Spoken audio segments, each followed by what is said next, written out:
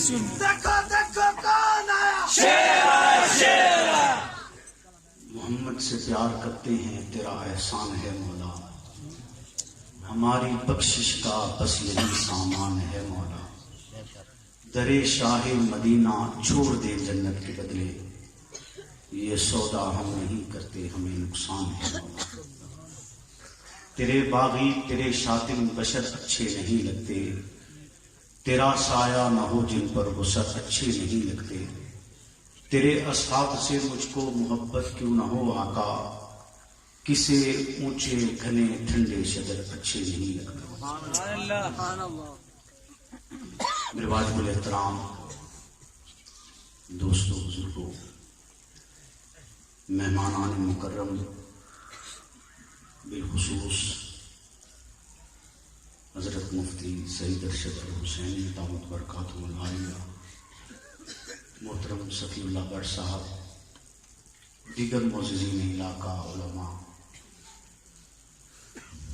آج آپ کے اس سالانہ پروگرام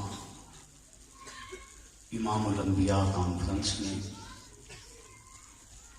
خلاق عالم کی توفیق کے ساتھ پہلی مرتبہ حاضری کا شرف حاصل ہوا ہے. میں مشکور ہوں محترم نزاکت صاحب، ان کے پورے یونٹ کا، اور دیگر احباب جو اس میں رابطہ کار رہے. خلاق عالم سے دعا ہوں کہ وہ میرا آنا اور آپ کا سننا قبول فرمائے. آمین. ہم سب کا یہاں پر اکٹھا ہونا بس سلسلہ پیغام مرشد حق نواز ہے. میری گفتگو ہو سکتا ہے شروع میں آپ کو تھوڑا سا مختلف محسوس ہو. ہمارے خاندان کا کچھ وتیرہ ایسا ہے کہ ہم روایتی انداز سے ہٹ کر گفتگو کرتے ہیں. تھوڑے سی توجہ آپ کی مجھے درکار ہوگی، پھر انشاءاللہ العزیز آپ میرا مزاج سمجھ جائیں گے، میں آپ کا سمجھ جاؤں گا. اللہ رب العزت نے مجھے اور آپ کو کچھ نعمتیں عطا کی. نعمتیں تو بے شمار ہیں جو اس نے عطا کی. کچھ نعمتیں ایسی ہیں جن کو میں اور آپ مسلسل استعمال کرتے ہیں اور بے پناہ استعمال کرتے ہیں. اور وہ نعمتیں، ان میں سے 3 کا میں ذکر کرنا چاہوں گا کہ اللہ نے مجھے اور آپ کو آنکھ دی ہے، مجھے اور آپ کو کان دیے ہیں، مجھے اور آپ کو زبان دی ہے. زبان بولنے کے لیے، آنکھ دیکھنے کے لیے، کان سننے کے لیے. اور ان تینوں کے درمیان اللہ نے ایک چیز عطا کی ہے جو پوشیدہ ہے، اور اسے عقل کہا جاتا ہے. کیا کہتے ہیں؟ عقل کہتے ہیں. آپ کوئی چیز دیکھتے ہیں، کوئی رنگ دیکھتے ہیں، یا کوئی بھی زمانے کی کوئی بھی چیز، پھول کہنے یا دنیا کی جتنی بھی چیزیں، اس کو دیکھنے کے لیے 2 چیزوں کا ہونا ضروری ہوتا ہے. ایک نظر کا، دوسرا روشنی کا. کہ آپ کو وہ نظر تب آئے گی، سرخ رنگ تب نظر آئے گا جب آپ عقل بھی استعمال کر رہے ہیں اور آنکھ بھی استعمال کر رہے ہیں. روشنی بھی آپ کے سامنے ہے، روشنی کی وجہ سے آپ کو نظر آئے گی. روشنی نہیں ہے، اندھیرا ہے، تو آنکھ کے ساتھ آپ سرخ رنگ نہیں دیکھ سکتے. اور روشنی ہے اور آنکھ دیکھ نہیں سکتی تو پھر بھی آپ نہیں دیکھ سکتے. تو غرض یہ دونوں چیزیں چاہیے ہوتی ہیں دنیاوی طور پر کسی بھی چیز کو دیکھنے کے لیے. اور اسلام کے اصول کو دیکھنے کے لیے بھی 2 چیزیں چاہیے. ایک یہی زمانے کے جو طرز ہیں، دوسرا عقل. عقل کو بمانا آپ روشنی سمجھ لیجیے کہ عقل اس جگہ پر روشنی کے معنی میں استعمال ہوتا ہے کہ وہ ایسی روشنی ہے جس کی بدولت آپ نے پہچان کرنی ہے کہ حقائق کیا ہیں، جھوٹ کیا ہے، سچ کس کو کہا جاتا ہے اور کذب کیا ہے. جب تک آپ عقل کو استعمال نہیں کریں گے، میں اور آپ کبھی بھی یہ نہیں ہو سکتا کہ ہم اسلام کے احکامات میں کامیاب ہو جائیں. لیکن یہ بھی یاد رکھیے گا کہ عقل اسلام کے تابع ہے، اسلام عقل کے تابع نہیں ہے. جیسے حضرت علی رضی اللہ تعالیٰ عنہ کا فرمان ہے کہ آپ نے فرمایا کہ اگر اسلام عقل کے تابع ہوتا تو پھر موضوع پر مسا نیچے سے ہوتا، لیکن چونکہ ایسا نہیں ہے. عقل تو کہتی ہے کہ مٹی نیچے لگتی ہے تو نیچے سے مسا کیا جائے، لیکن اسلام کہتا ہے کہ اوپر سے مسا کیا جائے، تو لہذا ہم اسلام کی بات مانیں. لیکن جہاں پر خلط ملط ہونے کا اندیشہ ہو، صحیح بات کو غلط بات بنا کر بیان کیا جا رہا ہو، وہاں پر ضروری یہ ہے کہ آپ عقل کو استعمال کریں اور اپنے آپ کو غلط راہ پر مت ڈالیں. غلط راہ پر کیا آپ کا نظریہ ہے؟ آپ ایک سوچ پر یہاں اکٹھے ہوئے، ایسے ہی ہے نا؟ آپ ایک نظریہ لے کر گھر سے چلے کہ آپ نے حق نواز کی آواز کو سننا ہے اور آپ کو سننے کے لیے آئے. میں اپنی بات صرف نہیں کر رہا، میں ان سب کی بات کر رہا ہوں جو حق نواز کے ترجمان ہیں. اور آپ سننے کے لیے آئے اور سننے کے بعد کوئی بھی ایسا فرد وہاں پر آپ کو ایک حق نوازی لائن سے ہٹا کر کسی اور لائن پر لگا دے تو پھر آپ نے لگنا نہیں ہے. لائن وہی لینی چاہیے. اس کے لیے آپ نے کیا استعمال کرنا ہے؟ اور جب آپ کو کیونکہ اللہ قرآن میں ارشاد فرماتا ہے کہ اس کو وہ لوگ پسند نہیں ہیں جو گنگے بہرے اندھے. وہ اندھے گنگے اور بہرے زبان کے گنگے نہیں، کانوں کے بہرے نہیں، آنکھوں کے اندھے نہیں، وہ عقل کے اندھے اور بہرے مراد ہیں، جن کے لیے رب کہتے ہیں کہ میں نے ان پر مہر لگا دی ہے. وہ سمن ہے، بکم ہے، امن ہے، ان کو کچھ سنائی نہیں دیتا، ان کو کچھ سمجھ نہیں آتا، ان کو رب پسند نہیں کرتا. رب انہیں ہی پسند کرتا ہے جو سنتے بھی ہیں، بولتے بھی ہیں، دیکھتے بھی ہیں. سنتے بھی ہیں، بولتے بھی ہیں اور دیکھتے بھی ہیں. رب پسند نہیں کرتا ہے. تو یہ ایک اسلام کا نظام جس نے مجھے اور آپ کو ایک پیغام دیا ہے. اور وہ پیغام کیا تھا؟ رسالت پناہ حضرت محمد رسول اللہ صلی اللہ علیہ وسلم کی 23 سالہ زندگی میں اسلام کی، جب آپ نے اعلان کیا نبوت کا، اس سے پہلے کی 40 سالہ زندگی، 63 برس آپ کی دنیاوی عمر ہے. 23 سالہ زندگی کے بعد 23 سالہ اصحاب رسول کو پیغام پہنچانے کے بعد رسالت پناہ صحابہ کو اکٹھا کرتے ہیں اور انہیں کہتے ہیں کہ اب آپ نے مسجد حرام میں جمع ہونا ہے. یعنی حج کا سفر آپ نے بھی اختیار کیا اور صحابہ بھی اکٹھے ہوئے. 1,44,000 کم و بیش وہ مقدس نفوس جو نبوت کے ہاتھ پر موت کی بیعت کر چکے ہیں، موت کی بیعت کر چکے ہیں، وہ مقدس نفوس اکٹھے ہوئے. عرفات کا میدان ہے، نطق معصوم ہے، رسالت پناہ کے الفاظ ہیں.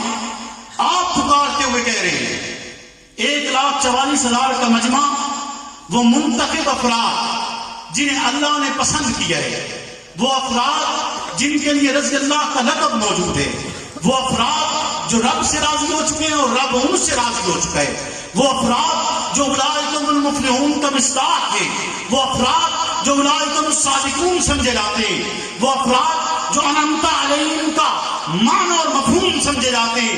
وہ 1,44,000 مقدس نفوس سامنے موجود ہیں. رسالت پناہ نے سفر کیا ہے، احرام باندھا ہے، بیت اللہ کا طواف کیا ہے، سعی کی ہے، ان کو بھی کروائی ہے. تمام تر سارے نظام کے بعد پھر عرفات کے میدان میں اکٹھا کر کے پھر انہیں آخری خطبہ ارشاد فرمائے اور آخری خطبہ کے اندر رسالت پناہ الفاظ ادا کرتی کہ آج کے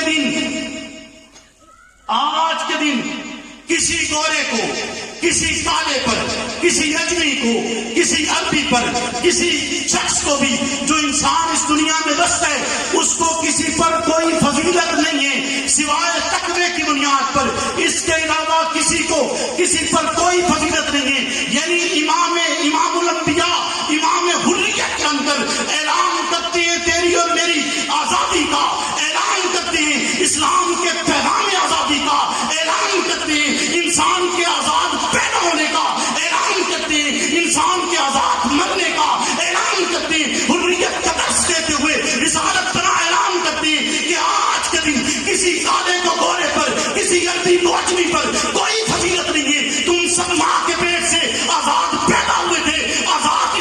سے رخصت ہو جاؤ گے. تمہیں اگر فضیلت ملتی ہے تو وہ تقوی کی بنیاد پر دی جائے گی, اسلام کی بنیاد پر دی جائے گی. کوئی اور بنیاد تمہاری فضیلت کی, کوئی اور بنیاد تمہارے بڑے ہونے کی نہیں ہو سکتی.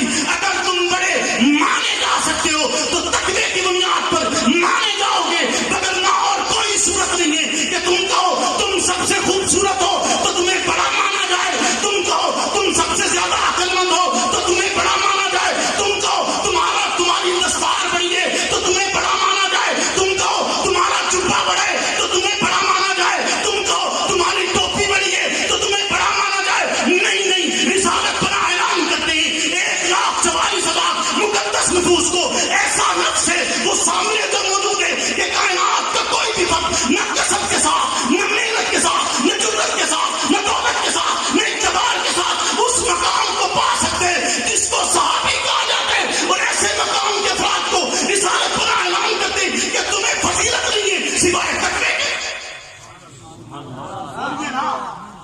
فضیلت نہیں ہے سوائے بولیے نا. میں تو آخیا کہ سمجھ تو تھوڑی دیر تک آنی, چونکہ میرا اور آپ کا مزاج ملے گا نا, میرا اور آپ کا مزاج مختلف ہے. میں نے آپ کو کہا ہے کہ روایت سے ہٹ کر بات ہوگی, روایت سے ہٹ کر بات ہو. تو 1,44,000 مقدس نفوس ہیں, انہیں لا کر پھر سے جو پاک ہو چکی ہیں, جن کے لیے رضی اللہ کا لقب ہے, جن پر انعامات ہیں, جن کو رب کہتے ہیں میں ان سے راضی ہوں, انہیں حضور کہتے ہیں غسل کرو, پھر احرام باندھو, پھر بیت اللہ کا طواف کرو, پھر عرفات میں اکٹھے ہو جاؤ, اور عرفات میں تپتی ہوئی دھوپ کے نیچے پھر انہیں حضور کہتے ہیں تمہارے لیے تمہارا دین مکمل کر دیا ہے. نہیں نہیں نہیں, یہ دین تیرا اور میرا نہیں ہے, یہ بعد میں تیرا اور میرا ہے. پہلے ان کا دین کو حضور نے کہا ہے تمہارا دین. بولیے نا, ان کو حضور نے کہا ہے, مدینہ سے ساتھ لائے ہیں, غسل کروایا ہے, احرام بندھوایا ہے, بیت اللہ کا طواف کروایا ہے, سعی کروائی ہے, پھر عرفات کے میدان میں کہا ہے تمہارے لیے تمہارا دین, تمہارے لیے تمہارا دین مکمل کر دیا ہے. یعنی جس دین پر ہم چل رہے ہیں وہ دین کس کا ہے؟ بولیے نا, ذرا زور سے بولیے, سب بول لیں, جو کرسیوں پر بھی بیٹھے ہیں وہ بھی بولیں, بولے نا, جو کرسی پر بھی بیٹھا ہے وہ بھی بولے, نہیں تو آپ کو بولنے پر مجبور کر دیا ہے. یہ جملہ میرا صرف آپ کے لیے نہیں ہے, وہ بھی بولے کہ یہ دین کس کا ہے. کیوں؟ کیونکہ رب کہہ رہا ہے, قرآن کا حصہ بناتا ہے, قرآن کا حصہ بناتا ہے, حضور کے نطق معصوم سے ادا ہوتا ہے تمہارے لیے تمہارا دین. آج تمہارے لیے تمہارا دین مکمل کر چھوڑے, ایسے ہی حضور نے نہیں کہہ دیا. حضور کہتے ہیں میں نے اپنے رب سے سوال کیا ہے, سألت ربی عن اختلاف اصحابی من بعدی فأوحى إلي يا محمد إن أصحابك عندي بمنزلة النجوم في السماء بعضهم أقوى من بعض ولكل نور فمن أخذ بشيء عن اختلاف فهو عندي على هدى. حضور کہتے ہیں میں نے اپنے رب سے سوال کیے اپنے صحابہ کے اختلاف کے متعلق, فأوحى إلي يا محمد, رب وہی نازل کرتے ہیں, وہی نازل کر کے کہتے ہیں محمد آپ کے صحابہ میرے نزدیک آسمان کے چمکتے ہوئے ستارے, ولکل نور, اور ان میں سے ہر ایک کے لیے نور ہے. فمن أخذ بشيء, ان کے اختلاف میں سے اگر کوئی معمولی سی شے بھی لے لے گا تو عندي على هدى, میرے نزدیک وہ ہدایت پہ. حضرت عمر کہتے ہیں قال رسول اللہ صلی اللہ علیہ وسلم اصحابی كالنجوم فبأي مقتدى كنتم تهتدون.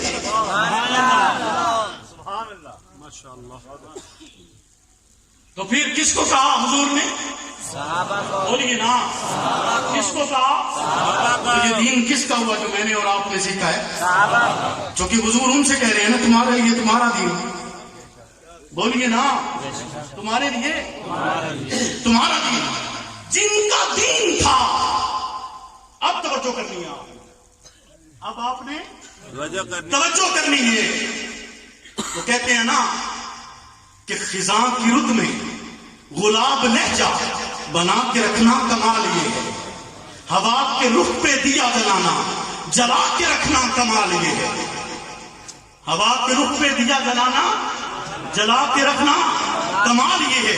یہ تھوڑی سی لغزش پہ سب تعلق توڑ دیتے ہیں زمانے والے. ایسے ویسوں سے بھی تعلق بنا کے رکھنا کمال ہے۔ سبحان اللہ، بے شک، ایسے ویسوں سے بھی تعلق بنا کے رکھنا، بولیے نا، کسی کو دینا یہ مشورہ کے، کسی کو دیکھنا یہ مشورہ کے، وہ دکھ بچھڑنے کا بھول جائے، کسی کو دینا یہ مشورہ کے، وہ دکھ بچھڑنے کا بھول جائے، اور ایسے لمحے میں آنسو اپنے چھپا کے رکھنا کمال ہے،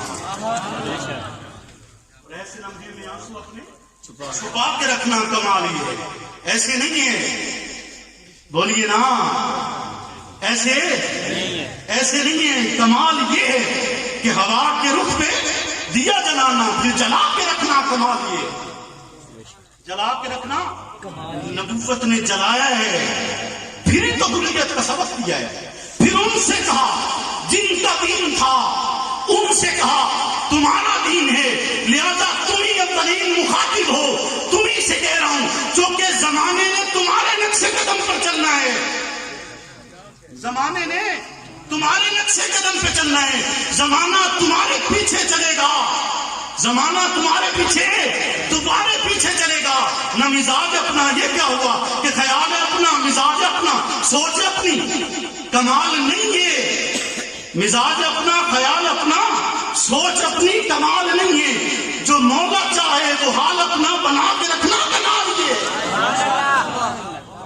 جو مولا چاہے وہ حال اپنا بنا کے رکھنا کمال یہ ہے۔ تو حضور ان سے کہتے ہیں جن کا دین ہے، جنہیں حضور نے دوبارہ لا کر پھر احرام بندوائے، میں بار بار اس لیے کہہ رہا ہوں تاکہ آپ اس بات کو سمجھ جائیں کہ کس عظیم مقام پر لے جا کر پھر نبوت صحابہ کو پیغام دے رہی ہے کہ مدینہ سے سفر کروائے، حضور کی میت میں آئے ہیں، مدینہ آنے کے بعد پھر مدینہ سے چلنے کے بعد پھر آپ نے ان کو غسل کروائے، پھر انہیں احرام بندوائے، پھر انہیں طواف کروائے، پھر انہیں سعی کروائیے، پھر الفاظ میں اکٹھا کیے، پھر ان سے کہا تمہارے لیے تمہارا دین کہ جیسے تمہیں سکھائے، جو اس پر چلے گا وہ ایمان والے، جو اس پر نہیں چلتا وہ ایمان والا نہیں ہے،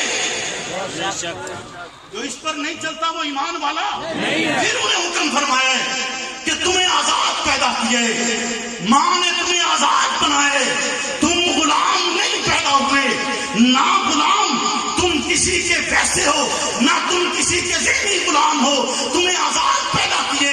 رب انہیں پسند نہیں کرتا جو سن نہیں سکتے، انہیں پسند نہیں کرتا جو بول نہیں سکتے، انہیں پسند نہیں کرتا جو دیکھ نہیں سکتے۔ یاد رکھیے یہ آنکھوں کے نابینا کی بات نہیں ہے، یہ کانوں کے بہرے کی بات نہیں ہے، یہ زبان کے گونگے کی بات نہیں ہے، یہ عقل کے اندھے کی بات ہے، یہ عقل کے بہرے کی بات ہے، یہ عقل کے گونگے کی بات ہے کہ رب ان سے کہہ رہا ہے ان کو پسند نہیں کیا جاتا جو عقل کے اندھے ہیں، انہیں پسند نہیں کیا جاتا جو عقل کے بہرے ہیں، انہیں پسند نہیں کیا جاتا جو عقل کے گونگے ہیں۔ تمہیں آزاد پیدا کیے، تم حریت کا مقام لے کر آئے ہو، امام حریت، امام الانبیاء مجھے اور آپ کو آزادی کا پیغام دیتے ہیں۔ تمہیں ماں نے آزاد چلے، آزاد چلتے ہوئے تمہاری سوچ آزاد ہے، تم غلام نہیں ہو، تمہیں جس سوچ پر رسالت بنانے کھڑا کیے، اگر مانتے ہو محمد رسول اللہ کو امام مانتے ہو تو اسی سوچ پر کھڑے ہو جاؤ کہ حضور کہتے ہیں کہ دین صحابہ ہے۔ بولیے نا، مصلحت حضور کو بھی معلوم تھی، بولیے نا، کائنات میں کائنات، اور یاد رکھیے آج بھی قیامت تک حضور سے بڑا عالم کوئی نہیں ہے، بولیے نا۔ ہر نبی اپنے زمانے میں سب سے بڑا عالم ہے، لیکن سرکار دو عالم اس وقت سے لے کر آج بھی حضور کا زمانہ ہے، قیامت تک حضور کا زمانہ ہے، بولیے نا۔ حضور سے بڑا عالم کوئی نہیں، حضور سے بڑا حکمت والا، بولیے نا، حکمت والا، حضور سے کوئی بڑا صاحب بصیرت، بولیے صاحب بصیرت حضور سے بڑا کوئی نہیں۔ کیوں نزاکت صاحب کو یہ نہیں ہے نا؟ حضور پھر بھی اعلان کرتے ہیں، اس زمانے میں اعلان کرتے ہیں جب لا الہ کہنا جرم ہے، جب لا الہ کے جواب میں پتھر آتے ہیں، پھول نہیں پتھر آتے ہیں، جب لا الہ کے جواب میں کانٹے بچھائے جاتے ہیں، جب لا الہ کے جواب میں معصور کیا جاتا ہے، جب لا الہ کے جواب میں جلا وطن ہونا پڑتا ہے، حضور کہتے ہیں نہیں لا الہ نہیں چھوڑا جا سکتا. صحابہ آپ کے ماننے والے جن کے لیے حضور کہتے ہیں ان کا دین ہے, انہوں نے بھی دین نہیں چھوڑا تو اونٹوں کے درمیان باندھ کر چیر دیا گئے, دین نہیں چھوڑے, تپتی ہوئی ریت پر لٹایا گئے, دین نہیں چھوڑے, انہیں کوڑے مارے گئے, دین نہیں چھوڑے تو ٹکڑے کیا گئے, دین نہیں چھوڑے تپتے ہوئے تیل کی کڑھائی میں ڈالا گئے, دین نہیں چھوڑے وطن چھوڑنا پڑے, دین نہیں چھوڑا گمراہ قبیلہ چھوڑنا پڑا, دین نہیں چھوڑا, انہیں ہر راستہ اختیار کرنا پڑے جس راستے سے بھی لوگ دشمنان اسلام یہ چاہتے تھے کہ اسلام کے پیروکار محمد رسول اللہ کا راستہ چھوڑ دیں, لیکن محمد رسول اللہ کے پیروکار ڈٹے رہے, وہ ہٹے نہیں, نہ کسی نصیحت کے ساتھ ہٹے, نہ کسی کی حکمت کے ساتھ ہٹے, نہ کسی کے لالچ کے ذریعے ہٹے, نہ کسی کی دھمکی سے ہٹے, نہ کسی کے اقتدار سے ہٹے, نہ کسی کی دولت سے ہٹے, نہ کسی کے اعلان استعلام سے ہٹے کہ تمہیں اس علاقے سے ضلع مدد کر دیا جائے گا. انہوں نے رسالت بنا کر دین نہیں چھوڑے, اسی طرح پکڑے رکھا, بالآخر رسالت بنا نے اعلان کر دیا کہ یہ تمہارا دین ہے. سبحان اللہ. تکبیر, تائے ختم نبوت, زندہ باد, شان صحابہ, زندہ باد, شان صحابہ, زندہ باد, تیری آواز میری آواز. ایسے اعلان نہیں ہوا, حضور نے ایسے اعلان نہیں کر دیا کہ یہ صحابہ کا دین ہے. صحابہ نے قربانی دی ہے, بولیے نا, صحابہ نے قربانی دی ہے تو کہا ہے نا یہ آپ کا دین ہے. ان کو آزما آزما کر لائے, آزما آزما کر لائے, پھر لاتے لاتے عرفات کے میدان میں کہا 23 سالہ مشقت کے بعد, بولیے نا 23 سالہ مشقت کے بعد صدیق اکبر سے حضور کہہ رہے ہیں, بولیے نا, آپ کہیں گے یہ کیسے ہو سکتا ہے کہ صرف صدیق سے کہہ رہے ہیں, صرف صدیق کی ابلیت کو, صدیق کے پہلے ہونے رب نے ہر طرح برقرار, رب نے, بولیے نا, رب نے جب حضور نے یہ کہا نا آج تمہارے لیے تمہارا دین مکمل کر دیا ہے, تو سب سے پہلے صدیق رو پڑا. کیوں جی؟ سب سے پہلے صدیق رو پڑے. صحابہ نے کہا حضرت روتے کیوں ہیں, خوشی کی بات ہے کہ ہمارے لیے ہمارا دین مکمل ہو گیا, یہ تو بشارت ہے, پوری امت کو بتایا جائے گا کہ یہ دین صحابہ کا ہے. بولیے نا روتے کیوں ہیں؟ تو حضرت صدیق اکبر کہتے ہیں حضور کی جدائی کا وقت آ گیا, حضور کی جدائی کا وقت آ گیا ہے. تو وہ اس وقت بھی پہلے نمبر پر پہلے سمجھ گیا, بولیے نا, پہلے نمبر پر پہلے سمجھ گیا. روز محشر بھی اسی طرح ہوگا, جب عرش کے سائے میں اکٹھے ہوں گے اور حساب و کتاب شروع ہوگا نا, تو اللہ فرمائے گا کہ لاؤ, پھر آپ نے دعا کی ہے تو پھر اپنی امت کو پیش کرو, اپنی ہی امت کو پیش کرو. اور وہ رب جلال میں ہوگا, وہ رب جلال میں ہوگا, حضور صدیق کو پیش کر دیں گے, اس کا جلال جمال میں بدل, اس کا جلال کہ اس سے کیا حساب, اس سے کس بات کا حساب, نمازوں کا, مال کا, زندگی کا, زندگی کے شب و روز کا, اس سے کس بات کا حساب لینا ہے. انشاءاللہ یاد زندہ صحبت باقی, پھر کبھی آیا تو اس عنوان پہ آپ سے گفتگو کروں گا. بولیے نا, آپ آزاد پیدا ہوئے ہیں, آزاد اس دنیا سے رخصت ہوں گے, آپ آزاد ہیں, آپ کی سوچ آزاد ہے, آپ غلام نہیں ہیں, آپ غلام نہیں ہیں, آپ عقل کے اندھے نہیں ہیں, آپ عقل کے بہرے نہیں ہیں, آپ عقل کے گونگے نہیں ہیں, آپ بول سکتے ہیں, آپ سن سکتے ہیں, آپ دیکھ سکتے ہیں. اگر آپ کو غلط ہوتا ہوا نظر آ رہا ہے, غلط آپ سن رہے ہیں اور غلط بولا ہوا آپ دیکھ رہے ہیں, تو آپ کو اللہ نے شعور دیا ہے, آپ اس کو پہچانیں. اللہ نے آپ کو شعور دیا ہے, آپ اسے پہچانیں. ایسا مت ہونے دیں جو آپ کے نظریے سے مختلف ہو, ایسا مت ہونے دیں جو آپ کی سوچ سے مختلف ہو. میں یہ نہیں کہہ رہا کہ آپ اپنی سوچ کسی پر مسلط کر دیں, میں یہ بھی نہیں کہہ رہا کہ آپ کسی کو مجبور کریں کہ وہ آپ کی بات مانے, لیکن یہ تو ہو جو آپ کی سوچ پر بولنا چاہتا ہوں وہ آپ ہی کی سوچ پر بولے. بولیے نا, یعنی جو آپ کے نظریے یا آپ کے مشن پر بولنا چاہتا ہے وہ آپ کے مشن پر بولے, آپ کے سٹیج پر بول کر بیٹھ کر کسی اور کا مشن نہ بولے. بولیے نا, آپ کے سٹیج پر بیٹھ کر کسی اور کا مشن نہ بولے. نہ بولے. اس کی کہا حیدری صاحب کدھر گئے؟ حیدری صاحب چلے گئے. اسلام صاحب اوپر آ جائیں, جب وہ علامہ خالد صاحب اوپر. ابھی بے فکر رہیں, آپ نے مفتی صاحب کو سننا ہے نا. یہ بھی اللہ کی طرف سے ایک انعام ہوا ہے کہ مجھے وقت کا موقع ایسا دیا گیا کہ انہیں چھٹی سے بھی اٹھنا. کیوں نہیں؟ توجہ ہے آپ کی؟ پکی بات ہے. بات تو ابھی شروع ہوئی, بات ابھی شروع ہوئی ہے کہ امام حریت ہے. مجھے اور آپ کو حریت کا درس دیا ہے بزبان صحابہ.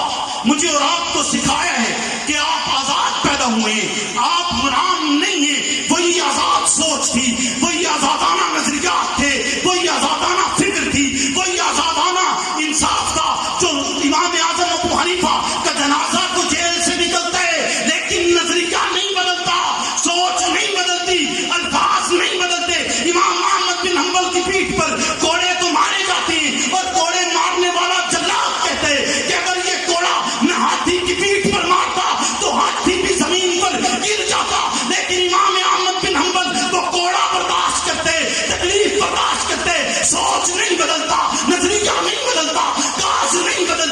مجدد الثانی پر بے شمار الزامات لگائے جاتے ہیں, حتیٰ کہ کافر کہا جاتا ہے. مجدد الثانی سوچ نہیں بدلتے, نظریہ نہیں بدلتے, الفاظ نہیں بدلتے. حتیٰ کہ اس وقت کا جاتی حکمران یہ کہتے کہ مجدد سے مجھے سجدہ کروایا جائے اور مجدد کو لایا جاتا ہے. مجدد سوال کرتے کہ اس کے حجرے میں داخل ہونے کے لیے کوئی دروازہ نہیں ہے جو تم مجھے کھڑکی سے گزارنا چاہتے ہو. تو وہ کہا جاتا ہے کہ نہیں, دروازے تو ہیں لیکن اکبر کا حکم یہ ہے کہ آپ کو کھڑکی سے گزارا جائے تاکہ کھڑکی سے گزرتے ہوئے آپ کا سر نیچے ہو اور آپ اکبر کو سجدہ کرتے.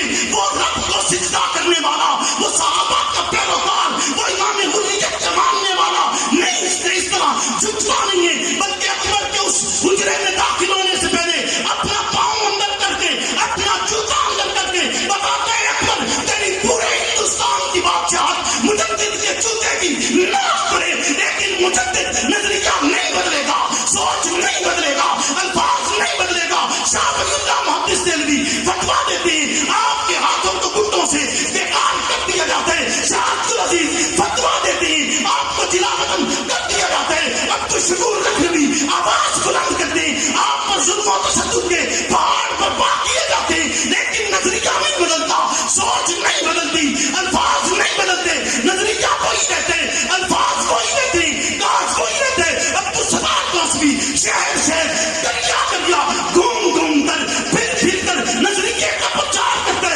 الفاظ نہیں بدلتے. دوست محمد قریشی الفاظ نہیں بدلتے. اور پھر وہ زمانہ آتا ہے جس زمانے کے اندر پھر یہ اعلان کرنا ضروری ہو جاتا ہے کہ ان الفاظ اور نظریات کا پرچار سریعان کیا جائے. گولی آتی ہے برداشت کی جائے, بیڑی آتی ہے برداشت کی جائے, ہتھکڑی آتی ہے برداشت کی جائے. پھر حق نواز کی آواز کے اندر چاروں صوبوں کی آواز بن کر حق نواز پکارتے ہیں, حق نواز چیختے ہیں, حق نواز چلاتے ہیں. گلی گلی گلیا گلیا یہ پیغام دیتے ہیں کہ یہ دین صاحب آتا ہے.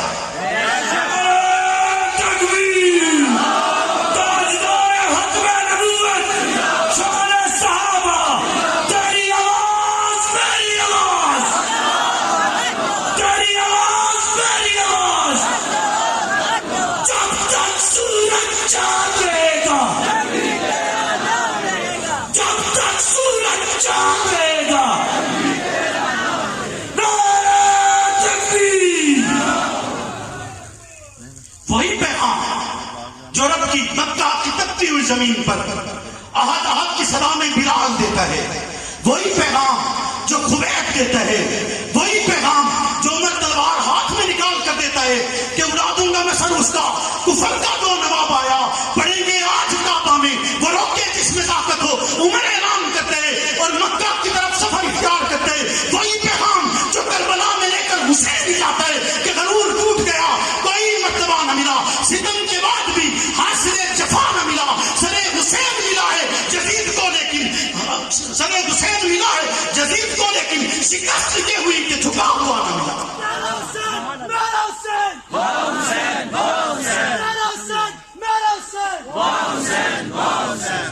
اسی کربلا سے حسین مجھے اور آپ کو باطل کے سامنے ڈٹ کر پیغام دیتا ہے، حق کا پیغام دیتا ہے، اور وہ پیغام چلتے چلتے میں آپ کو اسی سوچ میں سنانا چاہتا ہوں، اسی درد میں سنانا چاہتا ہوں، اسی تڑپ میں سنانا چاہتا ہوں، اسی تکلیف میں سنانا چاہتا ہوں۔ اگر آپ سن سکتے اپنا ادراک کھولیے، اپنے